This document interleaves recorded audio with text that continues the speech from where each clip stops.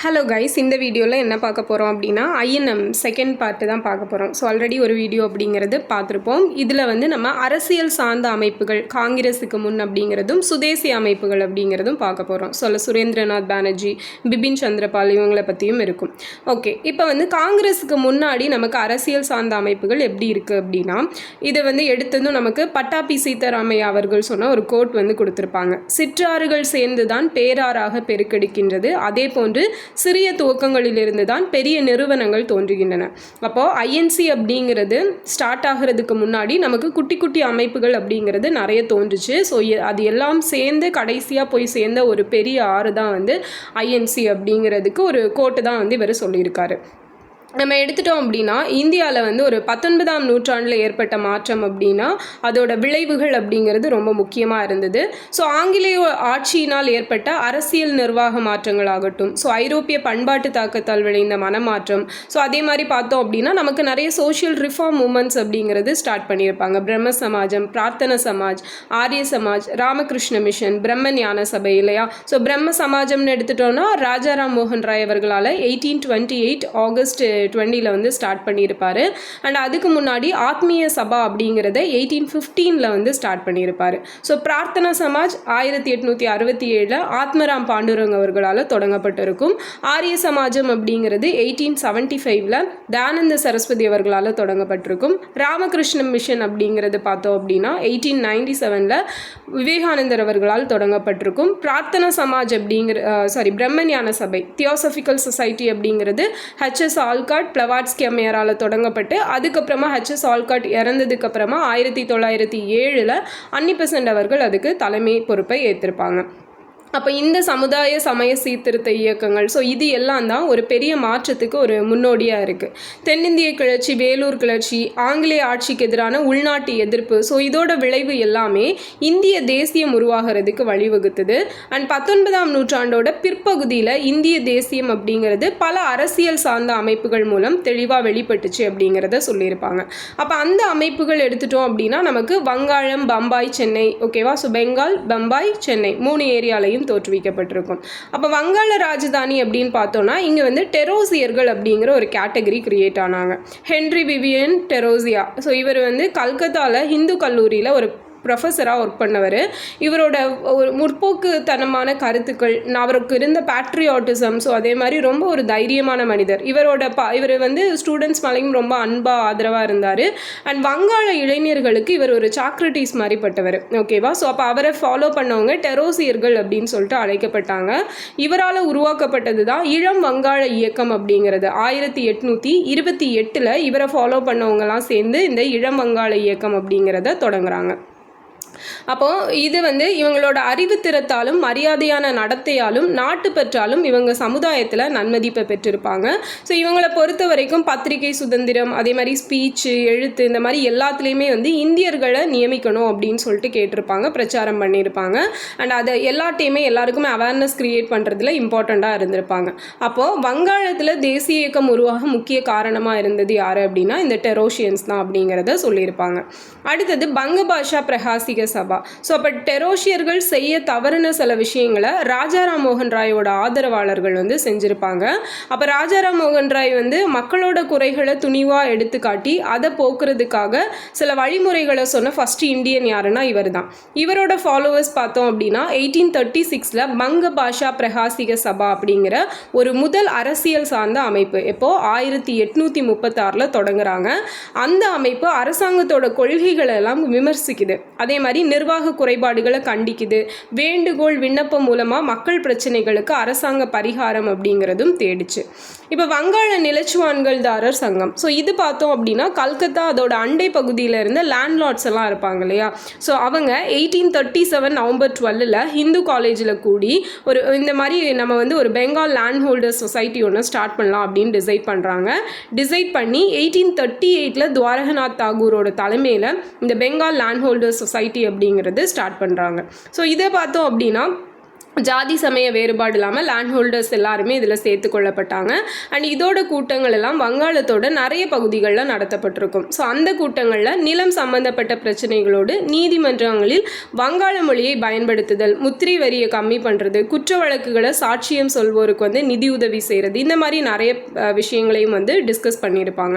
So அதே போல் துவாரகநாத் தாகூரோட ஆலோசனைப்படி தான் இந்த சங்கம் ராஜாராம் மோகன் ராயோட முன் உதாரணத்தை ஃபாலோ பண்ணி அவங்களுக்கு அவங்கள ஃபாலோ பண்ணாங்களே. ஸோ அவங்களெல்லாம் லண்டனுக்கு அனுப்பி இப்போ அரசியல் பிரச்சாரம் அப்படிங்கிறத பண்ணியிருப்பாங்க. வங்காள பிரிட்டிஷ் இந்திய சங்கம். ஸோ இது பார்த்தோன்னா நம்ம ஸ்காட்லாந்தோட ஒரு விடுதலை போராட்ட வீரர், அவர் யாருன்னா ஜார்ஜ் தாம்சன். இவர் இந்த வங்காள நிலச்சுவார்ந்தார்கள் சங்கம் பார்த்தோம்ல, பெங்கால் லேண்ட் ஹோல்டர் சொசைட்டி அப்படிங்கிறத லண்டனில் ஸ்டார்ட் பண்ணியிருப்பார். ஸோ இங்கே வந்து நமக்கு இந்த தேவேந்திரநாத் தாகூர், துவாரகநாத் தாகூர் வந்து தொடங்கியிருப்பார். ஸோ லண்டனில் பார்த்தீங்கன்னா ஜார்ஜ் தாம்சன் வந்து ஸ்டார்ட் பண்ணியிருப்பார். இவர் துவாரகநாத் தாகூரோட 1843 இந்தியாவுக்கு வந்திருப்பார். தாம்சனோட ஸ்பீச் அப்படிங்கிறது பெங்காலில் இருந்த இளைஞர்கள் ஒரு பயங்கர எழுச்சியை வந்து ஏற்படுத்தி இருக்கும். ஸோ அப்போ இவர் வந்து எல்லாரும் யூனிட்டியாக இருந்தால் தான் எல்லா விஷயங்களையும் சாதிக்க முடியும் அப்படின்னு சொல்லிட்டு பேசியிருப்பார். அண்ட் 1843 ஏப்ரல் 20 வங்காள பிரிட்டிஷ் இந்திய சங்கம் அப்படிங்கிற ஒன்று ஸ்டார்ட் பண்ணியிருப்பாங்க. பெங்கால் பிரிட்டிஷ் இந்தியன் சொசைட்டி அப்படிங்கிறது 1843 ஏப்ரல் 20 ஸ்டார்ட் பண்ணியிருப்பாங்க. அதுக்கு ரீசனாக இருந்தது யார் தான் அப்படின்னா இந்த ஜார்ஜ் தாம்சன் தான் ரீசனாக இருந்திருப்பார். அப்போ இந்தியர்களை பற்றின உண்மையான நிலையை கண்டறிஞ்சு சொல்கிறதும் மக்கள் நலனை அமைதியான சட்டப்பூர்வமான வழியில் பாதுகாக்கிறது. ஸோ என்ன ப்ராப்ளம் இருக்குது, அதை எப்படி ஒரு லா பேசிஸில் வந்து இது பண்ணலாம், சால்வ் பண்ணலாம், அவங்களுக்கு செக்யூராக இருக்கலாம் அப்படிங்கிறதெல்லாம் சொல்லியிருப்பாங்க. இதெல்லாம் தான் இதோட நோக்கமாக இருந்திருக்கும். அண்ட் மேலை நாட்டு முறையில் அமைக்கப்பட்ட ஒரு அரசியல் அமைப்பு தான் இந்த பெங்கால் பிரிட்டிஷ் இந்தியா சொசைட்டி, வங்காள பிரிட்டிஷ் இந்திய சங்கம். எப்போன்னா 1843 ஏப்ரல் 20. அடுத்தது India league. So Shishir Kumar Ghosh 1875 December 23 India league அப்படிங்கிற ஒன்று ஸ்டார்ட் பண்ணுறாரு. ஸோ டிசம்பர் 23 ஃபார்மர்ஸ் டே இல்லையா, ஸோ அன்றைக்கி தான் தொடங்கியிருக்காங்க. மக்களிடையே ஒரு தேசிய விழிப்புணர்ச்சியை ஏற்படுத்தணும் அப்படிங்கிறது தான் இதோட முக்கிய நோக்கம். அண்ட் கிழக்கிந்திய மக்களிடையே அரசியல் உணர்வு ஏற்பட்டதற்கு இந்த லீக் வந்து காரணமாக இருக்குது. அதுக்கப்புறம் பார்த்தோம் அப்படின்னா மாவட்ட அமைப்புகள் எல்லாமே வந்து இந்த விஷயம் சார்ந்து எல்லாமே நிறைய அவேர்னஸ் அப்படிங்கிறது கிரியேட் ஆகுது. அப்போ பெங்காலுக்கு வெளியில் இருக்கக்கூடிய அரசு சார்ந்த அமைப்புகளோடு தொடர்பை ஏற்படுத்தி கொள்றதுல நிறைய கவனம் செலுத்திய ஒரு முதல் அமைப்பு எது தான் அப்படின்னா இந்த இந்தியா லீக் அப்படிங்கிறது தான். ஸோ தோற்றுவிச்சது சிஷிர் குமார் கோஷ் கல்கத்தாவில் 1875 ஸ்டார்ட் பண்ணுறாரு. வங்காளம் பம்பாய் அமைப்புகளுக்கிடையே ஒரு இணைப்பை ஏற்படுத்தும் நோக்கத்தோடு தான் இவர் என்ன பண்ணுறாரு அப்படின்னா பம்பாய்க்கு போகிறாரு. அண்ட் இந்தியன் அசோசியேஷன், ஸோ நமக்கு தெரியும் சுரேந்திரநாத் பானர்ஜி 1876 ஜூலை 26 ஓகேவா, டேட் நம்ம பார்த்துருக்க மாட்டோம். ஸோ ஜூலை 26 ஞாபகம் வச்சுக்கோங்க. கல்கத்தா ஆல்பர்ட் மண்டபத்தில் இந்திய கழகம், இந்தியன் அசோசியேஷன் அப்படிங்கிறத ஸ்டார்ட் பண்ணுறாரு. இந்தியாவில் பலமிக்க பொதுமக்கள் கருத்தை உருவாக்கணும். ஸோ அவங்களோட நலன்கள் விருப்பங்கள் அடிப்படையில் எல்லா பிரிவினையும் ஒன்று சேர்க்கணும். இந்து முஸ்லீம்கள்கிட்ட ஒரு நல்ல நட்புறவை ஏற்படுத்தணும். ஸோ இந்த எல்லாமே இதோட நோக்கமாக இருக்குது. அதே மாதிரி ICS தேர்வு எழுதுவதற்கான குறைந்தபட்ச வயது 21 19 குறைச்சிருப்பாங்க. ஸோ அதுக்கு எகெயின்ஸ்டாக இது குரல் கொடுத்துருப்பாங்க. இந்தியாவோட நிறைய பகுதிகளில் செயல்பட்டு வந்த சங்கங்களுக்கும் தலைவர்களுக்கும் கடிதங்கள் அப்படிங்கிறத அனுப்பியிருப்பார். 1877-78 சுரேந்திரநாத் பானர்ஜி இந்திய நகரங்களுக்கு சூறாவளி சுற்றுப்பயணம் அப்படிங்கிறதும் போயிருக்காரு. அதே போல் பார்த்தோம் அப்படின்னா அலகாபாத், கான்பூர், லக்னோ, மீரட், லாகூர், ஸோ இந்த இடங்கள்லையும் இந்திய கழகத்தோட கிளைகள் பிரான்ச்சஸ் அப்படிங்கிறத ஸ்டார்ட் பண்ணுறாங்க. அண்ட் வெறுக்கத்தக்க தாய்மொழி பத்திரிகை சட்டம், ஸோ நமக்கு தெரியும் இந்த 1878 தான் வெர்னாகுலர் ப்ரெஸ் ஆக்ட் அப்படிங்கிறத லிட்டன் கொண்டு வராரு. அப்போ இது எல்லாத்துக்குமே வந்து எதிர்ப்பு அப்படிங்கிறது யார் தெரிவிக்கிறாங்க அப்படின்னா இந்தியன் அசோசியேஷன் வந்து தெரிவிக்கிறாங்க. ஸோ அதே மாதிரி பார்த்தோன்னா இந்த டைமில் தான் நமக்கு செகண்ட் ஆப்கானிய வார் அப்படிங்கிறது நடக்குது. இதில் வந்து நிறைய பணம் அப்படிங்கிறது செலவிட்டிருப்பாங்க. அதே போல் இறக்குமதி வரி அப்படிங்கிறது குறைச்சனால ஏற்பட்ட விளைவுகள் குறித்தும் இந்தியாவில் பிரதிநிதித்துவ ஆட்சியோட முக்கியத்துவம் பற்றியும் இந்த கழகம் வந்து பொதுமக்களுக்கு சொல்லியிருக்கும். ஸோ எல்லாமே வந்து அவங்களுக்கு ஃபேவராக பண்ணுறாங்க, நமக்கு எகெயின்ஸ்டாக பண்ணுறாங்க அப்படிங்கிறத பற்றி அவேர்னஸ் அப்படிங்கிறத க்ரியேட் பண்ணாங்க. ஸோ அதே போல் பார்த்தோம் அப்படின்னா இல்பர்ட் மசோதா போராட்டத்தில் சுரேந்திரநாத் பானர்ஜிக்கு நீதிமன்றம் அவமதித்த குற்றத்துக்காக விசாரிக்கப்பட்டு குற்றவாளி அப்படின்னு சொல்லியிருப்பாங்க. சுரேந்திரநாத் பானர்ஜி என்ன பண்ணியிருப்பாரு அப்படின்னா இந்த இல்பர்ட் மசோதா இதுக்கு வந்து போராட்டம் பண்ணியிருப்பாங்க இவர் இதில். அப்போ அதுக்காக இவரை விசாரிக்கும் போது இவர் வந்து அந்த நீதிமன்றத்தை அவமதிச்சிட்டாரு, கண்டெம்ட் ஆஃப் கோர்ட் அப்படின்னு சொல்லிட்டு தீர்ப்பு கொடுத்து சிறை தண்டனை விதிக்கப்பட்டிருக்கும். அப்போ இதுவுமே வந்து எல்லார் மனசுலையும் ஒரு பயங்கர ஒரு எழுச்சி அப்படிங்கிறத ஏற்படுத்துச்சு. அண்ட் இந்தியர் கழகம், இந்தியன் அசோசியேஷன் அவங்களோட ஃபஸ்ட்டு மாநாட்டை வந்து 1883 டிசம்பர் 28-30 நமக்கு பார்த்தோம் அப்படின்னா கல்கத்தாவில் கூட்டியிருப்பாங்க. ஸோ அதே போல் இந்தியாவோட பல பாகங்களிலிருந்து வந்த 100க்கும் மேற்பட்ட பிரதிநிதிகள் ரெப்ரசன்டேட்டிவ் இதில் பார்ட்டிசிபேட் பண்ணாங்க. அண்ட் பம்பாயில் இந்திய தேசிய காங்கிரஸ் கூடிய அதே நாளில் இந்திய கழகம் அதோட 2வது தேசிய மாநாடு, ஃபர்ஸ்ட் மாநாடு 83 நடக்குது, செகண்ட் மாநாடு 85 டிசம்பரில் நடந்திருக்கும். ஸோ நெக்ஸ்ட் பார்த்தோம் அப்படின்னா பம்பாய் ராஜதானி. ஸோ பம்பாய் ராஜதானியில் எடுத்துட்டோம் அப்படின்னா பம்பாய் பிரமுகர்களால் பம்பாய் கழகம் அப்படிங்கிறது ஒன்று ஸ்டார்ட் ஆகுது, பம்பாய் அசோசியேஷன் அப்படிங்கிறது. அப்போ இதை யார் யார் சேர்ந்து ஸ்டார்ட் பண்ணுறாங்கன்னு பார்த்தீங்கன்னா தாதாபாய் நவ்ரோஜி, ஜெகநாத் சங்கர் ஷேத், அதுக்கப்புறம் ஜாம்ஷெட்ஜி, ஜிஜி பாய், சூர்துன்ஜி, மண்ட்லிக், இவங்கெல்லாம் சேர்ந்து ஸ்டார்ட் பண்ணுறாங்க. எப்போது 1852 ஆகஸ்ட் 26 ஸ்டார்ட் பண்ணுறாங்க, 1852 ஆகஸ்ட் 26. அப்போ இதுவுமே நாட்டு நலனை கருத்தில் வச்சு தொடங்கப்பட்டது தான். ஸோ 1853 பம்பாய் கழகம் இந்திய நிர்வாக முறையை கடுமையாக விமர்சித்து பிரிட்டிஷ் பாராளுமன்றத்துக்கு ஒரு விண்ணப்பத்தையும் அனுப்புகிறாங்க. ஸோ நெக்ஸ்ட்டு தான் பூனா சர்வஜனிக் சபா. ஸோ இந்த பூனா அப்படிங்கிறது பூனா கழகம், பம்பாய் கழகத்தை முன்மாதிரியாக வச்சு தான் 1867 பூனா கழகம் அப்படிங்கிற ஒன்றை ஸ்டார்ட் பண்ணுறாங்க. இதுதான் ஒரு 3 இயர்ஸ் கழிச்சு 1870 பூனா சர்வஜனிக் சபை அப்படின்னு சொல்லிட்டு மாறுது, பெயர் மாற்றம் பெறுது. அப்போ அரசாங்கத்துக்கும் மகாராஷ்டிரா மக்களுக்கும் இடையில ஒரு இணைப்பு பாலமாக செயல்படணும் அப்படிங்கிறது தான் இதோட நோக்கம். ஸோ இதோட உயிர் நாடியாக யார் இருந்திருப்பாங்க அப்படின்னா எம்ஜி ராணடே அவர்கள் இருந்திருப்பார். ஸோ இதுவுமே வந்து தக்காணத்தில் சுதேசி இயக்கத்தை ஸ்டார்ட் பண்ணியிருக்கும். எது இந்த சர்வஜனிக் சபா தான் ஸ்டார்ட் பண்ணியிருக்கும்.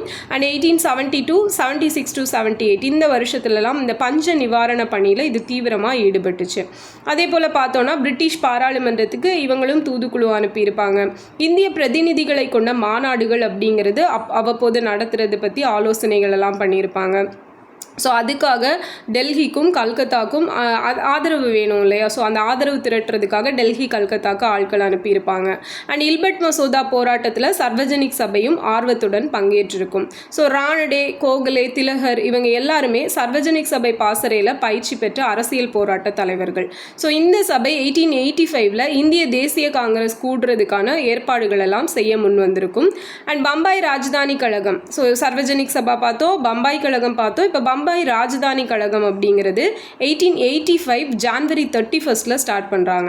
அப்போ பக்ருதீன் தியாப்ஜி, ஃபெரோஷா மேத்தா, ஸோ இவங்க தான் இது தொடங்குறதுக்கு முக்கியமான காரணமான மனிதர்கள். அப்போ இதுவுமே பார்த்தோம் அப்படின்னா அவங்களோட தீர்மானங்கள், அதுக்கப்புறம் விண்ணப்பம் கொடுக்கறது, பெட்டிஷன், அதுக்கப்புறம் வந்து மீட்டிங் கண்டக்ட் பண்ணுறது, இது மூலமாக மக்களோட கவனத்தை இவங்களும் ஈர்க்கிறாங்க. நேஷ்னல் டெலிகிராஃப் யூனியன், தேசிய தந்தி சங்கம் அப்படிங்கிற ஒன்று அமைக்கணும் அப்படின்னு சொல்லிட்டு முயற்சிகள் எல்லாம் மேற்கொள்ளப்பட்டிருக்கும். அண்ட் 3 தூதுக்குழுக்களை இவங்களும் இங்கிலாந்துக்கு அனுப்பியிருப்பாங்க. இந்திய தேசிய காங்கிரஸ் பம்பாயில் கூடுவதற்கான ஏற்பாடுகளை இந்த பம்பாய் ராஜதானி கழகம் தான் மேற்கொண்டுச்சு அப்படிங்கிறது சொல்லியிருப்பாங்க. அடுத்தது பார்த்தோம் அப்படின்னா சென்னையை பொறுத்த வரைக்கும் நமக்கு தெரியும் 1852 February 26 சென்னை வாசிகள் சங்கம் அப்படிங்கிறது தொடங்கியிருப்பாங்க. கஜலு லக்ஷ்மி நரசு இல்லையா? ஸோ அவருக்கு கூட சேர்ந்து வணிகர்கள் எல்லாம் சேர்ந்து ஸ்டார்ட் பண்ணியிருப்பாங்க. அப்போ சென்னையில் இருந்த தமிழ் தெலுங்கு வியாபாரிகள் தான் இதுக்கு காரணம். அண்ட் இதோட தலைவராக ஏகாம்பர முதலியார் அப்படிங்கிறவர் இருக்கார். அண்ட் லக்ஷ்மணசாமி ஷெட்டி, அப்பாசாமி பிள்ளை, அப்புறம் வீரபெருமார் பிள்ளை, ஆழ்வார் ஷெட்டி, சடகோப சார்லு, ஸோ இவங்கெல்லாம் இதோட மெம்பர்ஸாக இருந்தாங்க. மேற்கத்திய முறையில் தென்னிந்தியாவில் துவங்கப்பட்ட முதல் அரசியல் சார்ந்த அமைப்பு எதுதான் அப்படின்னா இதுதான். இதெல்லாம் ப்ரீவியஸ் இயரில் கேட்டிருப்பாங்க ஸ்டேட்மெண்ட்லேயே. நெக்ஸ்ட்டு பார்த்தோம் அப்படின்னா இவங்களும் இந்த நமக்கு வந்து வரி வசூலிப்பு கடுமையை தளர்த்தணும், பாதை, பாலம், நீர்ப்பாசன பணி, கல்வி, ஸோ இதெல்லாம் எக்ஸ்டெண்ட் பண்ணணும், நீதித்துறை நிர்வாகத்தை சீர்திருத்தணும், இந்த மாதிரி நிறைய விஷயங்களுக்காக போராடி இருக்கும். 1853 2 விண்ணப்பங்களை அப்படிங்கிறத பிரிட்டிஷ் பாராளுமன்றத்துக்கு அனுப்பியிருப்பாங்க.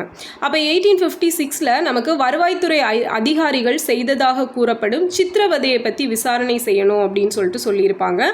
அதான் டார்ச்சர் கமிஷன் அப்படிங்கிறது ஃபார்ம் பண்ணியிருப்பாங்க. அப்போது 1858 நமக்கு திருநெல்வேலியில் ஏற்பட்ட சமய கலவரங்களை தல அதிகாரிகள் சரியாக கையாளலை அப்படின்னு சொல்லிட்டு குறை சொல்லப்பட்டது. 1860 தஞ்சை மன்னரை மீண்டும் சிம்மாசனத்தில் அமர்த்தணும் அப்படின்னு சொல்லிட்டு இவங்க விண்ணப்பம் கொடுத்துருப்பாங்க. 1868 லக்ஷ்மி நரசு ஷெட்டி அவர் இறக்கும் வரைக்கும் சென்னை வாசிகள் சங்கம் அப்படிங்கிறது தீவிரமாக செயல்பட்டிருக்கும். 1868 செப்டம்பர் 6 இவர் இறந்திருப்பார். புக்கிலலாம் 66 அப்படின்னு கொடுத்துருப்பாங்க. ஸோ 68 செப்டம்பர் 6 தான் கரெக்ட் இவர் இறந்தது. ஸோ அது வரைக்கும் இது செயல்பட்டிருக்கும். அடுத்தது சென்னை மகாஜன சபை, மெட்ராஸ் மகாஜன சபா 1884 மே 16 ஸ்டார்ட் பண்ணியிருப்பாங்க. தலைவர் ரங்கையா நாயுடு, செயலர் அனந்த சார்லு. ஸோ அதே மாதிரி விஜயராகவாச்சாரி, அனந்த சார்லு எல்லாம் செயலராக இருந்தாங்க. அண்ட் இவங்களும் வந்து சென்னைவாசிகள் சங்கம் மாதிரி இல்லாமல் அரசாங்க சார்பற்ற கற்றோரை உறுப்பினர்களாக கொண்டு வந்து, ஸோ அது வந்து ஃபுல் அண்ட் கவர்மெண்ட் ஓரியன்டாக இருந்திருக்கும். ஸோ இவங்க வந்து அரசாங்கம் சார்பற்ற படித்தவங்களை மெம்பர்ஸாக கொண்டு இருந்தாங்க. அண்ட் பிற ராஜதானிகளில் செயல்பட்ட பிற அமைப்புகளோடு இந்த சபை அப்படிங்கிறது தொடர்பு கொண்டிருக்கும். ஸோ 1884 பம்பாயில் ரிப்பன் பிரபுக்கு பாராட்டுரை வழங்குவதற்காக கூட்டப்பட்ட கூட்டத்தில் கலந்து கொள்வது ஒரு தூதுக்குழுவை இவங்க அனுப்பி வச்சாங்க. அண்ட் சென்னை தூதுக்குழுவினர் பம்பாய் தலைவர்களுடன் பொது பிரச்சனைகள் பற்றியும் கலந்து ஆலோசிச்சாங்க. அப்போ இந்த சபை சென்னையில் 2 மாநாடுகளை கூட்டுச்சு. பம்பாயில் கூடிய இந்திய தேசிய காங்கிரஸ்க்கு சென்னை மகாஜன சபை தனது பிரதிநிதிகளையும் அனுப்பி வச்சிருக்கும். ஓகேவா? அப்போ பெங்காலில் என்னெல்லாம் ஸ்டார்ட் பண்ணாங்க, பம்பாயில் என்ன ஸ்டார்ட் பண்ணாங்க, சென்னையில் என்ன ஸ்டார்ட் பண்ணாங்க, ஐஎன்சி ஸ்டார்ட் பண்ணுறதுக்கு முன்னாடி என்னெல்லாம் அமைப்புகள் இருந்தது அப்படிங்கிறத இதை கம்ப்ளீட்டாக பார்த்துருக்கோம். ஸோ ரொம்ப ரொம்ப இம்பார்ட்டண்ட்டான லெசன். ஸோ நெக்ஸ்ட் பார்த்தோம் அப்படின்னா சுதேசி இயக்கத்தின் திறவுகோல். ஸோ சுதேசி இயக்கம் அப்படிங்கிறது நம்ம சுயமரியாதை, தற்சார்புடைமை, சுய உதவி இதெல்லாம் உயர்த்தி நம்மளோட வளங்களையும் திறங்களையும் நிற, இன, ஜாதி வேறுபாடு இல்லாமல் பயன்படுத்தி கொள்றதுக்காக கற்பிக்கிறது அப்படின்னு சொல்லிட்டு லாலா லஜ்பதி ராய் வந்து சொல்லியிருப்பார். ஓகேவா? அப்போ சுதேசி அப்படிங்கிறது நம்மளோட ஆன்ம பலம் அப்படின்னு சொல்லிட்டு நமக்கு மீனிங் சொல்லியிருப்பாங்க புக்கில். அப்போது எம்ஜி ரானடே, காந்தி எல்லாருமே இதை பற்றி பேசியிருப்பாங்க. அப்போ இந்த சுதேசி இயக்க பின்னணி அப்படின்னு பார்த்தோம் அப்படின்னா நமக்கு இந்திய தேசிய வரலாற்றில் ஐஎன்சி ஸ்டார்ட் பண்ணிட்டாங்க, நிறைய பெட்டிஷன்ஸ் அது இதுன்னு சொல்லி எல்லாம் போட்டிருப்பாங்க. இருந்தாலும் எந்த ஒரு மாற்றமும் வந்திருக்காது. அப்போது அந்த டைமில் பார்த்தோம் அப்படின்னா காங்கிரஸில் மிதவாதிகளோட கை தான் மேலோங்கி இருந்திருக்கும், மாடரேட் அவங்களோட கை. அப்போ ஆங்கில கல்வி பெற்றிருந்த மிதவாதிகள் அரசியல் பயிற்சி பெற்றிருந்தாங்க. இருந்தாலும் அவங்க என்ன பண்ணுறாங்க அப்படின்னா ஆங்கிலேயர்களை பகச்சிக்காம ஸோ அவங்க கூடயே இருந்து எல்லாத்தையும் செய்யணும் அப்படின்னு சொல்லிட்டு நினைக்கிறாங்க. பட் அது நிறைவேறி இருக்காது. அண்ட் அப்போ இது ஏமாற்ற தந்ததும் இதுக்கு எகெயின்ஸ்டாக தான் எக்ஸ்ட்ரீமிஸ்ட் அப்படிங்கிற ஒரு கேட்டகரி வந்து உருவாகுவாங்க. அப்போ அவங்க வந்து பார்த்தோம் அப்படின்னா அரசை எப்படியாச்சும் பணிய வைக்கணும், அதுக்காக மாநாடு நடத்துறது, பேசுறது, அதுக்கப்புறம் விண்ணப்பங்கள் அனுப்புறது, ஸோ இந்த மாதிரியான முறையெல்லாம் கைவிட்டுட்டு தீவிர நடவடிக்கைகள் எல்லாம் மேற்கொள்ளணும் அப்படின்னு சொல்லிட்டு முடிவு பண்ணுறாங்க. அதோட ஒரு விளைவு தான் என்னென்னா சுதேசி இயக்கம். அப்போ தீவிர தேசியவாதம் அப்படின்னு எடுத்துட்டோன்னா அகில இந்திய Congress, all India Congress start பண்ண காலத்துலேருந்தே மிதவாதம், தீவிரவாதம் அப்படிங்கிறது, மாடரேட், எக்ஸ்ட்ரீமிஸ்ட் வேறு பாதையில் பயணிச்சுட்டு இருந்திருப்பாங்க. அப்போ வங்காளத்தில் ராஜ்நாராயண போஸ், அஸ்வினி குமார் தத், ஸோ இவங்கெல்லாம் தீவிரவாதத்தோட பிரதிநிதிகள், எக்ஸ்ட்ரீமிஸ்டோட ரெப்ரசன்டேட்டிவ்ஸாக இருந்தவங்க பெங்காலில். ஸோ அதே மாதிரி மகாராஷ்டிராவில் எடுத்துட்டோம் அப்படின்னா விஷ்ணு சாஸ்திரி சிப்லங்கர் அப்படிங்கிறவர் தீவிரவாதத்துக்கு தலைவராக இருந்திருப்பார். ஓகேவா? பெங்காலில் ராஜநாராயணன் போஸும் அஸ்வினி குமார் தத்தும். ஸோ மகாராஷ்டிராவில் விஷ்ணு சாஸ்திரி சிப்லங்கர். அதே மாதிரி நம்ம லோகமானிய பாலகங்காதர திலகர், ஸோ இவருமே வந்து தீவிரவாத இதை தான் வந்து ஃபாலோ பண்ணியிருப்பார். அண்ட் திலகரை தொடர்ந்து பிபின் சந்திரபால், அரவிந்த கோஷ், லாலா லஜ்பதி ராய், ஸோ இவங்கெல்லாம் வந்து அவரோட ஃபாலோவராக இருந்திருப்பாங்க. அப்போ இவங்க பார்த்தோம் அப்படின்னா நம்மளோட தலைவிதியை நம்ம தான் தீர்மானிச்சுக்கணும் அப்படிங்கிறதுல நோக்கமாக இருந்தாங்க. இந்தியரை தாழ்த்தப்பட்ட நிலையிலிருந்து மீட்பதற்கான முயற்சிகளை மேற்கொள்ளணும். அண்ட் இந்த நோக்கங்களை நிறைவேற்றணும் அப்படின்னா இந்தியர்கள் எல்லாரும் அவங்களுக்கு வர துன்பங்களை தாங்கவும் தியாகங்கள் செய்கிறதுக்கும் தயாராக இருக்கணும் அப்படின்னு சொல்லியிருப்பாங்க. அதே போல் இந்திய தேசிய தீவிரவாதிகள் எல்லாருமே ஆங்கிலேயரோட உதார குண வழிகாட்டுதலோட பேரில் முன்னேற்றம் காண முடியும், இந்திய சுயராஜ்யம் மட்டும்தான் ஒரே வழி, அதே மாதிரி வெகுஜன எழுச்சி மூலமாக தான் நம்ம எல்லாத்தையும் செயல்படுத்த முடியும் அப்படிங்கிறதெல்லாம் சொல்லியிருப்பாங்க. ஸோ இந்த டைமில் தான் என்ன ஆகுது அப்படின்னா நமக்கு இந்த வங்காளம் அப்படிங்கிறது பிரிக்கப்படுது. ஓகேவா? ஸோ அப்போ கர்சன் என்ன பண்ணுறாரு, 1899 ஜான் 6 வந்து நமக்கு வைஸ்ராயாக இது வர்றாரு. ஓகேவா? வந்த உடனேயே இவர் நிறைய நிறைய விஷயங்கள் பண்ணியிருப்பார். ஸோ சிஐடி 1903, பல்கலைக்கழக சட்டம் 1904, 1899 இந்தியர்கள் வந்து அந்த நகர சபைகளில் இருந்த அந்த கவுண்ட்டை வந்து கம்மி பண்ணுவார். ஸோ இந்த மாதிரி நிறைய விஷயங்கள் வந்து பண்ணியிருப்பார். பண்ணியிருப்பார். அண்ட் அதில் ஒன்று தான் பார்த்தீங்க அப்படின்னா வங்காளத்தை பிரிக்கிறது. அப்போ வங்காளத்தை பிரிக்கணும் அப்படிங்கிற தாட்டு இவர் வந்தப்புறம் தான் வந்துச்சா அப்படின்னு கேட்டால் கிடையாது. 1860ஸ்லேயே வந்து வங்காளம் வந்து பெரிய ஒரு அமைப்பாக இருக்குது. ஸோ அதை நம்ம பிரிக்கணும், அப்போ நிர்வாக வசதிக்காக பிரிக்கலாம் அப்படிங்கிற ஒரு நோக்கத்தில் வந்து அப்பையிலேருந்தே பிளான் பண்ணிட்டு இருந்திருப்பாங்க. அப்போ இவர் வந்து என்ன பண்ணுறாரு, அந்த பிரதேச மறுவிநியோகம் அப்படிங்கிறதுலாம் அந்த ரிஸ்லி பேப்பர்ஸ் அப்படிங்கிறதுல வந்து வெளியிடுறாரு. 1903 வந்து வெளியிடுவாங்க. ஓகேவா? ஸோ நெக்ஸ்ட் என்ன ஆகுது அப்படின்னா, அப்போது வங்காளத்தை வந்து பிரிக்கணும் அப்படிங்கிறதோட இன்னொரு முக்கியமான நோக்கம் என்னென்னா இந்து முஸ்லீம் ஒற்றுமையை வந்து கலைக்கணும் அப்படிங்கிறது தான். அப்போ இதுக்காக அவங்க முஸ்லீம்கிட்ட போயிட்டு டாக்காவில் ஸ்பீச் கொடுக்குறாரு. என்னென்னா, நீங்கள் வந்து இது வரைக்கும் முகல்ஸ் பீரியடில் கூட அவ்வளோ ஒரு சுதந்திரத்தை வந்து அனுபவிச்சிருக்க மாட்டீங்க, அந்த அளவுக்கு சுதந்திரத்தை நாங்கள் உங்களுக்கு கொடுப்போம். ஸோ அதனால நம்ம வங்கத்தை பிரிக்கலாம் அப்படின்னு சொல்லிட்டு அவங்க ஆதரவு வாங்குறாங்க. இன்னொரு பக்கம் பார்த்தோம் அப்படின்னா வணிகர்களோட ஆதரவு. ஸோ அவங்களுக்கு வந்து சுற்றி வர்றதுக்கு அந்த இது இருந்திருக்கும். அப்போ அந்த இருப்பு பாதையை சார்ந்து இருக்கிறத வந்து தவிர்க்கணும், கடல்வழி பாதையிலே போய்க்கலாம். ஸோ அப்படிங்கிற ஒரு ரீசன்னாலையும் அவங்களுக்கு சப்போர்ட் பண்ணியிருப்பார். ஸோ நெக்ஸ்ட் பார்த்தோம் அப்படின்னா நேச்சுரலாகவே இந்த பெங்காலை வந்து பிரிக்கிற ஒரு பகுதியாக வந்து இந்த பாகிரதி ரிவர் அப்படிங்கிறது இருந்திருக்கும். அப்போ இதெல்லாம் வச்சு தான் இவங்க பிரிக்கிறதுக்கு பிளான் பண்ணுறாங்க. அப்போது ஒரு சைடு வந்து ஹிந்துஸ், இன்னொரு சைடு வந்து முஸ்லீம்ஸ், நடுவில் பார்த்தீங்க அப்படின்னா ஹிந்துஸும் முஸ்லீம்ஸும் ஈக்குவலாக இருக்கிற மாதிரி ஸ்ப்ளிட்டப் பண்ணுறாங்க. 1905 ஜூலை 19 இந்த அறிவிப்பை கொடுக்குறாங்க. 1905 அக்டோபர் 16 இது வந்து அஃபீஷியலாக பிரிக்கப்படுது. ஸோ இப்போ இதுக்கான காரணங்கள் என்ன அப்படின்னு பார்த்தோன்னா, வங்காள ராஜதானி அப்படிங்கிறது நிர்வகிக்க முடியாத அளவுக்கு பெருசாக இருந்துச்சு. ஸோ அதில் வந்து இந்த மாதிரியெல்லாம் ரீசன் சொல்கிறாங்க. ஸோ நான் சொல்லியிருப்பேன் இல்லையா, அதெல்லாம் இதில் தான் சொல்லியிருப்பாங்க. ஸோ நெக்ஸ்ட்டு பார்த்தோம் அப்படின்னா பிரித்தாளும் கொள்கை. அப்போ வந்து வைசிராய்க்கு எதிர்ப்பு விண்ணப்பங்கள் எல்லாம் அனுப்பி வைக்கப்பட்டிருக்கும். ஸோ இந்த வங்க பிரிவினைக்கு முன்னின்று நடத்தினவர் தான் யாருன்னு பார்த்தோன்னா சுரேந்திரநாத் பானர்ஜி வந்து நடத்தியிருப்பார். ஸோ இந்த வங்க பிரிவினைக்கு எதிராக 60,000 பேர் வந்து சைன் பண்ணி ஒரு மனுவை வந்து இந்திய விவகார செயலாளர்கிட்ட கொடுக்குறாங்க. ஓகேவா? அந்த மனுவில் இந்திய விவகார செயலர் என்ன பண்ணுறாரு, உடனடியாக தலையிட்டு பிரிவினை திட்டத்தை தடுத்து நிறுத்தணும் அப்படின்னு சொல்லிட்டு கேட்டிருப்பாரு. அண்ட் வங்க பிரிவினையை பத்திரிகைகள் எல்லாம் கண்டிச்சிருக்கும். பட் அதனால எந்த யூஸுமே கிடையாது, அது பிரிக்கப்பட்டுச்சு. அப்போ பிரிட்டிஷாரோட பிரித்தாளும் கொள்கைக்கு, டிவைட் அண்ட் ரூலுக்கு முதல் தர உதாரணம் எதுனா இந்த வங்க பிரிவினை தான் அப்படின்னு சொல்லிட்டு ஆர்பி குரோனின் அப்படிங்கிறவர் சொல்லியிருப்பார். நெக்ஸ்ட் பார்த்தோன்னா சுதேசி இயக்கம் பிறந்தது. அப்போ 1905 அக்டோபர் 16 வங்காளம் வந்து துக்க தினமாக அனுசரிக்கப்படுது.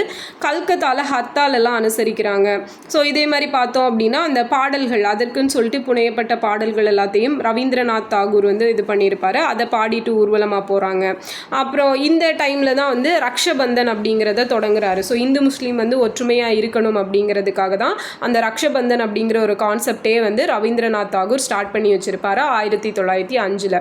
ஸோ அதே மாதிரி ஆனந்த மோகன் போஸ் வங்காளிகளோட ஒற்றுமையின் அடையாளமாக இணைப்பு மண்டபத்தில் அடிக்கல் நாட்டினார். ஸோ யார் அடிக்கல் நாட்டினது? ஆனந்த மோகன் போஸ் வந்து அடிக்கல் நாட்டுறாரு. அண்ட் இங்கேயும் விண்ணப்பம் இது கொடுக்கறது, அமைதியாக இது பண்ணுறது, இந்த மாதிரி இது விஷயங்கள் எல்லாம் பண்ணுறாங்க. அண்ட் இதோட விளைவாக தான் என்ன ஆகுது, சுதேசி இயக்கம் அப்படிங்கிறது பிறக்குது. அப்போ சுதேசி இயக்கம்னா என்ன அப்படின்னா, அந்நிய பொருட்களை முற்றிலும் புறக்கணிச்சிட்டு ஃபுல் நம்ம சுதேசி பொருட்களை, இந்தியாவில் உற்பத்தி செய்யப்பட்ட பொருட்களை நம்ம யூஸ் பண்ணணும் அப்படிங்கிறது தான். அப்போ இதுக்காக சுதேசி சமாஜ் அப்படிங்கிற அமைப்புகள் எல்லாம் ஏற்படுத்தப்பட்டிருக்கும். அப்போ சுதேசி நெசவாலைகள், அதுக்கப்புறம் தீப்பெட்டிகள் எல்லாம் இங்கேயே உற்பத்தி பண்ணுறது, சோப்பு உற்பத்தி பண்ணுறது. ஸோ இங்கேயே நம்ம நாடு சேர்ந்த பேங்க்கு, இன்சூரன்ஸ் கம்பெனி, ஸோ எல்லாமே இங்கேயுமே வந்து தொடங்கப்படுது. விதேசி புறக்கணிப்பு, ஸோ அவங்களோட பொருட்கள் அப்படிங்கிறத கம்ப்ளீட்டாக புறக்கணிக்க ஆரம்பிக்கிறாங்க. இங்கே உள்ள துணியை யூஸ் பண்ணுறது, அதுக்கப்புறம் அவங்க கொடுக்குற கௌரவ பட்டங்கள் கூட வாங்க மறுக்கிறது. ஸோ இந்த மாதிரி விஷயங்கள் எல்லாம் செய்யப்படுது. அண்ட் தேசிய கல்வி, ஸோ எஜுகேஷன்லேயுமே இதை கொண்டு வராங்க. இதுக்காக தான் நமக்கு டான் சொசைட்டி அப்படிங்கிறது 1902 சதீஷ் சந்திர முகர்ஜியால் ஸ்டார்ட் பண்ணப்பட்டிருக்கும். அண்ட் 1905 நவம்பர் 5 கல்விக்கான தேசிய கழகம். ஓகேவா? So national association for education அப்படிங்கிறது தொடங்கியிருப்பாங்க. ஸோ அதே போல் 1906 ஆகஸ்ட் 15 பார்த்தீங்க அப்படின்னா தேசிய கல்வி மன்றம், நேஷ்னல் கவுன்சில் ஆஃப் எஜுகேஷன் அப்படிங்கிறது தொடங்கியிருப்பாங்க. ஓகேவா? ஸோ இது எல்லாமே ஸ்டார்ட் பண்ணியிருப்பாங்க. அதே போல் பார்த்தோம் அப்படின்னா வங்க பிரிவினை முடிந்த முடிவு அப்படின்னு சொல்லிட்டு யார் சொன்னாங்கன்னா மார்லே பிரபு அப்படி வந்து சொல்லியிருப்பார். மின்டோ மார்லே இல்லையா? ஸோ மார்லே தான் 1906 வந்து உள்ளே வர்றாரு வைஸ்ராயா. ஸோ அவர் வந்து சொல்கிறாரு. அண்டு தீவிரவாதிகள் வந்து சாத்வீக எதிர்ப்பை, ஸோ ஒரு அமைதியான முறையில், ஐ மீன் பாசிவ் ரெசிஸ்டன்ஸ், ஓகேவா, ரொம்ப ஒரு கடுமையான முறையில் வந்து நீங்கள் எதிர்ப்பை எழுவீங்க அப்படின்னு சொல்லிட்டு கேட்டிருப்பாங்க. அப்போ வந்து எல்லாத்தையும் போட்டு எரிக்கிறது, அதுக்கப்புறம் சட்டமன்ற புறக்கணிப்பு, ஸ்டூடெண்ட்ஸ் வந்து படிக்கிறதுக்கு போகிறது கிடையாது. ஸோ இந்த மாதிரியெல்லாம் புறக்கணிக்கிறாங்க. அண்ட் அரசாங்கத்துடன் ஒத்துழைக்காததன் மூலம் நிர்வாகத்தை முடக்கிடணும் அப்படிங்கிறதான் இந்த சாத்வீக எதிர்ப்பு. ஸோ இந்த பாசிவ் ரெசிஸ்டன்ஸ் அப்படிங்கிறதோட ஒரு முக்கியமான நோக்கமாக இருந்திருக்கும். அப்போ பாலகங்காதர திலகர், லாலா லஜ்பதி ராய் எல்லாருமே சுதேசி இயக்கத்தில் ரொம்ப மிகுந்த அக்கறை காட்டி நடந்திருப்பாங்க. ஸோ இதுக்கு எதிராக வந்து அடக்குமுறைகள் அப்படிங்கிறதும் மேற்கொள்ளப்பட்டாங்க. ஸோ என்னென்னா இப்போ வந்து பயங்கரமாக இந்த மாதிரி பண்ணுறவங்களெல்லாம் அரெஸ்ட் பண்ணுறது, அண்ட் அவங்க வீட்டில் புகுந்து சோதனை இடுறது, உளவு பார்ப்பது, சொத்துக்களெல்லாம் பறிமுதல் பண்ணுறது, இந்த மாதிரி விஷயங்களெல்லாம் பண்ணிகிட்டு இருந்தாங்க. அப்போ இதுக்காக பார்த்தீங்க அப்படின்னா எல்லா இடத்துலையும் ஆளுகளை அரெஸ்ட் பண்ணுறாங்க. ஸோ பெங்காலை பொறுத்த வரைக்கும் சுரேந்திரநாத் பானர்ஜி, பிபின் சந்திரபால், அதுக்கப்புறம் பஞ்சாபில் வந்து லாலா லஜ்பதி ராய், மகாராஷ்டிராவில் திலகர், தமிழ்நாட்டில் விஓசி, ஆந்திராவில் ஹரிசர் போத்தம் ராவும். ஸோ இவங்கெல்லாம் அரெஸ்ட் பண்ணப்படுறாங்க. ஸோ விஓசி இந்த டைமில் தான் நமக்கு 1906 அக்டோபர் 16 என்ன பண்ணுறாரு அப்படின்னா சுதேசி ஸ்டீம் நேவிகேஷன் கம்பெனி அப்படிங்கிறத ஆரம்பிப்பார். ஸோ தூத்துக்குடிக்கும் கொழும்புக்கும் இடையில் கப்பல் விடுறது, அண்ட் கப்பலை வந்து பிரிட்டிஷ்கிட்ட வாங்கக்கூடாது, ஃப்ரெஞ்சு கிட்ட வாங்கியிருப்பார். ஸோ SS காலியா, SS லாவோ அப்படிங்கிற 2 கப்பல் வாங்கி விட்டுருப்பார். அண்ட் 10 லட்சம் ரூபாய் இல்லையா, ஸோ அதோட டோட்டல் ஷேர் அப்படிங்கிறது ஸோ 40,000 பங்குகளாக பிரிச்சிருப்பாங்க, தலைக்கு 25 வீதம். ஸோ அதில் 2 முக்கிய ஷேர் ஹோல்டர்ஸ் அப்படின்னு பெரிய ஷேர் ஹோல்டர்ஸ் வந்து பாண்டித்துரை தேவரும் ஹாஜி பக்கீர் முகமது. ஸோ அவங்க 2 பேரும் இருந்திருப்பாங்க. ஸோ இதோட விளைவுகள் என்னன்னு பார்த்தோம் அப்படின்னா இது வந்து மக்களுக்கு ஒரு சுய உதவி, சுயசார்புடைமை இது பற்றின ஒரு அவேர்னஸ் அப்படிங்கிறத க்ரியேட் பண்ணுது. அண்ட் இந்திய எதிர்ப்பு யாசிக்கும் நிலையிலிருந்து நேரடி போராட்ட நிலைக்கு மாறுது. அமைதியாக கேட்டதுலேருந்து மாறி போராட்டம் அப்படிங்கிறதுக்கு மாறுது. அண்ட் ஐக்கிய இந்தியாவோட பொது சமயம் அப்படின்னு சொல்லிட்டு லாலா லஜ்பதி ராயால் கருதப்பட்ட சுதேசி இயக்கத்தின் விளைவாக வங்க பிரிவினை அப்படிங்கிறது 1911 விலக்கி கொள்ளப்படுது. ஸோ ஹார்டிஞ்ச் வந்து வங்க பிரிவினையை விலக்குறாரு. ஸோ அப்போ பார்த்தோம் அப்படின்னா நமக்கு சுதேசி இயக்கம் அப்படிங்கிறது வங்காளத்தில் மேல்மட்ட ஹிந்துக்களால் ஒரு முன்னின்று நடத்தப்பட்ட ஒரு விஷயம்தான். அப்போ அதுக்கு வந்து ஒரு இன முலாம் அப்படிங்கிறது பூசப்பட்டிருக்கும். செகண்ட் பார்த்தோம் அப்படின்னா ஹிந்து சமய அடிப்படையிலையும் ஹிந்து சமுதாய சம்பிரதாயங்களையும் மேற்கொண்டு தான் வந்து அதை கொஞ்சம் எதிர்த்திருப்பாங்க. அது ஒரு விஷயம். மூன்றாவதாக சுதேசி இயக்கத்தில் முஸ்லீம்கள், விவசாயிகள் எல்லாம் பெருசாக பார்ட்டிசிபேட் பண்ணியிருக்க மாட்டாங்க. நாலாவது பார்த்தோம் அப்படின்னா சுதேசி சுயராஜ்ய கோரிக்கை சாத்தியமற்றது அப்படிங்கிறது. ஸோ அதுக்கான பக்குவம் அப்படிங்கிறது மக்கள்கிட்ட பெருசாக இருந்திருக்காது. அடுத்தது பார்த்தோன்னா சாத்வீக போராட்டம், வர்த்தக போரும் நடைமுறை சாத்தியமற்றது அப்படின்னு சொல்லிட்டு சொன்னனால அந்த விதேசி புறக்கணிப்பு அப்படிங்கிறது ரொம்ப சக்ஸஸ்ஃபுல்லாக போயிருக்காது. ஸோ அது மட்டும் இல்லாமல் போதிய முன்னேற்பாடுன்றி எல்லா விஷயங்களும் பண்ணியிருப்பாங்க. அதுவும் ஒரு ஃபெயிலியருக்கு ஒரு முக்கியமான காரணமாக இருந்திருக்கும். 1906 கல்கத்தாவில் கூடிய மிதவாத காங்கிரஸ் கூட சுதேசி இயக்க திட்டங்களை ஆதரித்து தீர்மானங்களை நிறைவேற்றியிருப்பாங்க. எங்கே? கல்கத்தாவில். ஸோ அதுக்கு தலைமை வைத்தவர் தாதாபாய் நவ்ரோஜி. ஸோ அவர் வந்து சுயராஜ்ய கோஷம் அப்படிங்கிறத எழுப்பியிருப்பார். தாதாபாய் நவ்ரோஜி எந்தெந்த INC செஷனுக்கு தலைமை தாங்கினார் அப்படிங்கிறத கமெண்டில் சொல்லுங்கள். அப்போ 6 இயர்ஸ்க்கு அப்புறமா 1911 இந்த வங்க பிரிவினை அப்படிங்கிறது ரத்து செய்யப்படுது. ஸோ இது சுதேசி இயக்கத்துக்கு கிடைத்த ஒரு மாபெரும் வெற்றி. இப்போ பார்த்தோம் அப்படின்னா சுரேந்திரநாத் பானர்ஜியை பற்றி கொடுத்துருப்பாங்க. 1848 to 1925 பீரியடு. ஸோ 20 வயசில் ICS எக்ஸாமுக்கு செலக்ட் ஆன ஃபர்ஸ்ட் பர்சன் இவர். ஸோ முதலாக கிளியர் பண்ணவர் யாருன்னா சத்யேந்திரநாத் தாகூர். ஆனால் மிக இள வயதில் 20 வயதில் கிளியர் பண்ணது யாருன்னா சுரேந்திரநாத் பானர்ஜி. ஸோ இவர் வந்து இன பாகுபாட்டால் பதவி நீக்கம் செய்யப்பட்டு பொது வாழ்க்கையில் ஈடுபடுறாரு. 1876 மெட்ரோபாலிட்டன் கல்லூரியில் ப்ரொஃபஸராக ஒர்க் பண்ணிட்டு இருந்திருப்பார். ஸோ பெங்காலி பத்திரிகையோட பதிப்பாசிரியராகவும் பணியாற்றி மக்கள்கிட்ட அரசியல் விழிப்புணர்வை ஏற்படுத்தியிருப்பார். இவர் ஆனந்த போகன் கூட சேர்ந்து இந்திய அசோசியேஷன் அப்படிங்கிற ஒரு அமைப்பை வந்து ஸ்டார்ட் பண்ணியிருப்பார். அதே போல் பார்த்தோம் அப்படின்னா சுரேந்திரநாத் வங்காள சட்டமன்றத்துக்கு 4 தடவை செலக்ட் பண்ணப்பட்டார். எப்போல்லாம்னா 1894, 96, 98, 900. ஸோ அப்படியே 2 வருஷம் கேப் இருக்கும், ஞாபகம் வச்சுக்கோங்க. 2 தடவை காங்கிரஸ் தலைவராக இருந்திருப்பார். 1895, 1902. ஸோ பூனாலையும் அகமதாபாத்லேயும் இருந்திருப்பார். இதெல்லாம் ஆல்ரெடி லாஸ்ட் வீடியோலேயே வந்து பார்த்துருப்போம். ஸோ வங்க பிரிவினையில் இவரோட வாழ்க்கையில் ஒரு பெரிய பாதிப்பை ஏற்படுத்தி இருக்கும். ஸோ அதை எதிர்த்து பெங்காலி பத்திரிகையில் பயங்கரமாக விமர்சித்து எழுதியிருப்பார். அதே போல் சுதேசி இயக்கத்தில் ஆர்வத்தோட பார்ட்டிசிபேட் பண்ணார். அண்ட் ஆனந்த போகன் போஸோட சேர்ந்து 2 பிரம்மாண்டமான பொதுக்கூட்டங்களில் உரையாற்றியிருப்பார். சூரத் காங்கிரஸ் செஷன் 1907 மிதவாதிகள் தீவிரவாதிகள் ஏற்பட்ட மோதல், அவங்களுக்கு இடையில் அந்த சூரத் ஸ்பிளிட் வந்திருக்கும் இல்லையா. ஸோ அந்த டைமில் பார்த்தீங்க அப்படின்னா இவர் வந்து ஸ்டேஜில் இருப்பார். அப்போ இவரும் இருப்பார், ஃபெரோஷா மேத்தாவும் இருப்பாங்க. அப்போ அந்த வீசா கீழே இருந்து செப்பல் வந்து வீசியிருப்பாங்க. அது வந்து சுரேந்திரநாத் பானர்ஜி மேலே விழுந்திருக்கும். அதே போல் பார்த்தீங்கன்னா சென்னையில் அன்னி பெசன்ட் அம்மையார் அரெஸ்ட் பண்ணப்போ இவர் வந்து சுயாட்சி இயக்கத்தில் சேர்ந்திருப்பார் 1917. 1919 to 20 காங்கிரஸ் நடத்திய ஒத்துழையாமை இயக்கத்தை எதிர்த்து இவரும் சத்ரபால் தேஜ் பகதூர் சாப்ரு, சங்கரன் நாயர், ஜின்னா இவங்க கூட சேர்ந்து காங்கிரஸை விட்டு வெளியே வந்திருப்பார். வெளியே வந்து இந்தியன் லிபரல் ஃபெடரேஷன் அப்படிங்கிறத 1919 ஆரம்பிச்சிருப்பார். இவர் வந்து கோகலே, மாளவியா போன்று காங்கிரஸ் மிதவாதியாக இருந்தவர். அண்ட் ஆங்கில அரசாங்கத்தை அகற்றாமல் இந்திய நலனுக்காக நிர்வாகத்தை சீர்திருத்தணும் அப்படின்னு சொல்லிட்டு இந்தியன் அட்மினிஸ்ட்ரேஷன் வந்து நம்ம பிரிட்டிஷ் அரசாங்கத்தை வந்து நீக்காண்டாம், ஆனால் நம்மளோட நலனுக்காக அந்த அட்மினிஸ்ட்ரேஷன் அப்படிங்கிறத ரிஃபார்ம் பண்ணலாம் அப்படின்னு சொல்லிட்டு சொல்லியிருப்பார். அண்ட் இத்தாலியோட விடுதலை போராட்ட வீரர் மாஜினியின் வாழ்க்கையாலும் வாக்காலும் கவரப்பட்ட இவர் வங்காள அமைதியின்மையின் தந்தை அப்படின்னு சொல்லிட்டு அழைக்கப்படுறார், ஃபாதர் ஆஃப் அன்ட்ரஸ்ட் இன் பெங்கால். அதே மாதிரி இந்தியன் பர்க் அப்படின்னாலும் இவர் தான். நெக்ஸ்ட்டு பார்த்தீங்க அப்படின்னா ராஷ்டிர குரு அப்படின்னாலும் இவர் தான். இந்திய அமைதியின்மையின் தந்தை, இவர் வந்து வங்காள அமைதியின்மையின் தந்தை. இந்திய அமைதியின்மையின் தந்தை யார் அப்படிங்கிறத கமெண்டில் சொல்லுங்கள். அண்ட் சுரேந்திரர் ஒரு தேசிய வரலாற்று விவேகி. இவர் வந்து காலனி ஆதிக்கத்தோட சுரண்டல் தன்மையை மையப்படுத்தி அது ரிலேட்டடாக தான் திங்க் பண்ணி எல்லாமே செஞ்சுருப்பார். அண்ட் நவ்ரோஜி, திலகர் போன்றே இந்தியரது ஒற்றுமையே இந்திய தேசத்தோட இதயம் அப்படின்னு சொல்லிட்டு எண்ணியிருப்பார். இவரோட பத்திரிகைகள் தான் பிரச்சார கருவியாக யூஸ் பண்ணியிருப்பாங்க. பெங்காலி பத்திரிகை அப்படிங்கிறத நடத்தியிருப்பார். அதில் பொருளாதார சுதந்திரம் தான் முக்கியம், மற்ற சுதந்திரம் எல்லாம் கிடையாது அப்படிங்கிறத சொல்லியிருப்பார். ஏன்னா நம்ம வந்து பொருளாதார சுதந்திரம் தான் எப்போவுமே நிலையாக இருக்கும் அப்படிங்கிறது இவரோட ஒரு விஷயம். எக்கனாமிக்கலி இண்டிபெண்ட்டாக இருக்கணும். அரசியல் உரிமைகளை கோருவதற்காக தேசியவாதிகள் ஒன்று சேருவாங்க, ஆனால் உரிமைகள் பெற்றதும் அந்த ஒற்றுமை வந்து இல்லாமல் போயிடும். ஆனால் பொருளாதார உரிமைக்காக ஒன்று சேரது தான் எப்போவுமே நீடிச்சு நிற்கும் அப்படிங்கிறத தெளிவுபடுத்தியிருப்பார். பத்திரிகை சுதந்திரத்துக்காக போராடினார். பத்திரிகை ஆசிரியராக நீதிமன்ற குற்றத்துக்காக இந்தியாவில் முதல் முறையாக ஜெயிலுக்கு போனது இவர் தான். ஓகேவா? திலகரோட கருத்து மாறுபாடு வந்தனால 1897 அம்ரோட்டி காங்கிரஸ் செஷனில் திலகரை நினைவு கூர்ந்து அவர் பெற்ற தண்டனைக்காக நாடே கண்ணீர் வடித்தது அப்படின்னு சொல்லிட்டு இவர் கொடுத்த ஸ்பீச்சில் எல்லாருமே கைத்தட்டி இருப்பாங்க. 1897 அம்ரோட்டி செஷனுக்கு யார் தலைமை தாங்கினாங்க அப்படிங்கிறத கமெண்டில் சொல்லுங்கள். இவர் ரொம்ப பெரிய ஒரு நல்ல ஸ்பீச் கொடுக்கக்கூடியவர். கேட்டார் பிணிக்கும் தகையவாய் கேளாரும் மொழிவதாம் சொல் அப்படிங்கிற திருக்குறளுக்கு எடுத்துக்காட்டாக இருக்கக்கூடியது இவரோட ஸ்பீச் அப்படிங்கிறத சொல்லியிருப்பாங்க. நெக்ஸ்ட் பார்த்தோம் அப்படின்னா பிபின் சந்திரபால். இவர் வந்து 1858 1932 வரைக்கும். இவர் அசாம் சில்ஹட் மாவட்டத்தில் பிறந்திருப்பார். ஒரு டீச்சராக தன்னோட லைஃப்பை ஸ்டார்ட் பண்ணவர். அண்ட் இவரோட ஸ்பீச் ஆகட்டும், திங்கிங் ஆகட்டும், இவரோட டேலண்ட், எழுத்து திறமை இதனால தேசிய தலைவராக மாறியிருப்பார். 1887 சென்னையில் கூடிய காங்கிரஸ் மாநாட்டில் தான் இவர் வந்து தேசிய இயக்கத்தில் சேர்ந்தார்.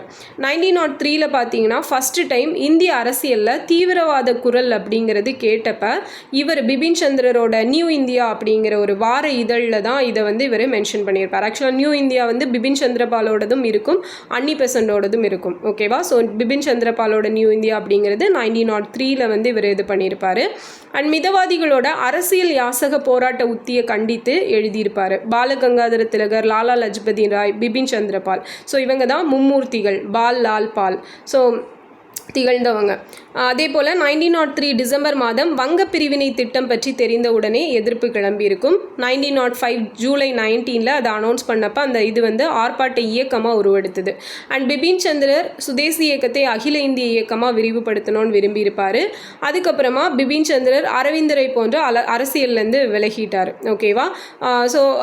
அரசியலை விட்டு விலகினார், ஆனால் காங்கிரஸை விட்டு விலகி இருக்க மாட்டார். 1911 இவர் பிரிட்டன், அயர்லாந்து, எகிப்து, இந்தியா உள்ளிட்ட டொமினியன்கள் சேர்ந்து இம்பீரியல் ஃபெடரேஷன் அப்படிங்கிற ஒரு கூட்டமைப்பை ஏற்படுத்தணும்னு சொல்லியிருப்பார். அண்ட் 1917-18 ரஷ்யாவில் ஏற்பட்ட மக்கள் புரட்சி பிபின் சந்திரபால் மேலே ஒரு பெரிய தாக்கத்தை வந்து ஏற்படுத்தி இருக்கும். இதை வந்து எதேச்சதிகாரத்தோட வீழ்ச்சி அப்படின்னு சொல்லியிருப்பார். அண்ட் மக்கள் வந்து சுதந்திரமாக வாழணும் அப்படின்னா சமத்துவ சமுதாயம் அமையணும் அப்படிங்கிறதும் இவரோட நோக்கம். அண்ட் 1990-20 காந்தி துவங்கிய சாத்வீக போராட்டத்தை எதிர்த்து இவர் வந்து காங்கிரஸை விட்டு வெளியேறி இருப்பார். ஓகேவா? ஒத்துழையாமை இயக்கம் தொடங்கியிருப்பாங்க இல்லையா? அதனால இவர் காங்கிரஸை விட்டு வெளியே வந்தார். அண்ட் சிந்தனையாளர் பால், அந்நிய மூலதனம் ஆபத்தானது, வறுமைக்கான வழி, இந்தியரது வாழ்க்கையையோ வளத்தையோ பெருக்காது, ஸோ பொருளாதார வளர்ச்சியை முடக்கிடும் இப்படின்னெல்லாம் பயங்கரமாக எச்சரிக்கை கொடுத்துருப்பாரு. அண்ட் சுப்பிரமணிய ஐயரை போல் இவரும் ஒரு வலிமை மிக்க முதலாளியிடமிருந்து எளியோரான தொழிலாளியை காப்பாற்ற வேண்டும் அப்படின்னு சொல்லிட்டு வாய்ஸ் கொடுத்துருப்பாரு. ஸோ பேனாவை இவரோட எழுத்தை தான் வந்து பயங்கரமாக யூஸ் பண்ணார். நியூ இந்தியா, வந்தே மாதரம் இந்த மாதிரி பத்திரிகைகள்லாம் எழுச்சி கட்டுரைகள் எழுதியிருப்பார். ஸோ இவரை மாபெரும் தேசிய தீர்க்கதரிசிகளில் ஒருவர் அப்படின்னு சொல்லிட்டு அரவிந்தர் மென்ஷன் பண்ணியிருப்பார். ஸோ இந்த இயக்கத்தில் வங்காள சுதேசி இயக்கம் அப்படிங்கிறது வங்க பிரிவினை எதிர்ப்பு இயக்கம். இந்த இயக்கத்தில் மிதவாதி தீவிரவாதிகள் எல்லாம் சேர்ந்து செயல்பட்டாங்க. சுதேசி இயக்கத்தில் மாணவர்கள், பெண்கள், முஸ்லீம்கள், மக்கள் இவங்கெல்லாம் பெரிய அளவில் பார்ட்டிசிபேட் பண்ணியிருப்பாங்க.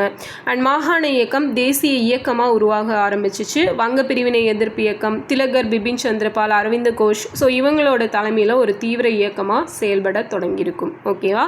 ஸோ இதில் நிறைய டேட்டாஸ் வந்து உங்களுக்கு தெரிஞ்சதாக தான் இருக்கும். ஸ்டோரி தான் மேக்ஸிமம் இருக்கும். ஸோ கண்டென்ட் வந்து கம்மியாக தான் இருக்கும். நீங்கள் இந்த இம்பார்ட்டண்ட் கண்டென்ட்டை மட்டும் தனியாக நோட் பண்ணி வச்சுக்கோங்க. ஸோ ரிவிஷன் பண்ணுறதுக்கு யூஸ்ஃபுல்லாக இருக்கும். ஓகேவா? ஸோ நெக்ஸ்ட் வீடியோவில் பார்க்கலாம். தேங்க்யூ.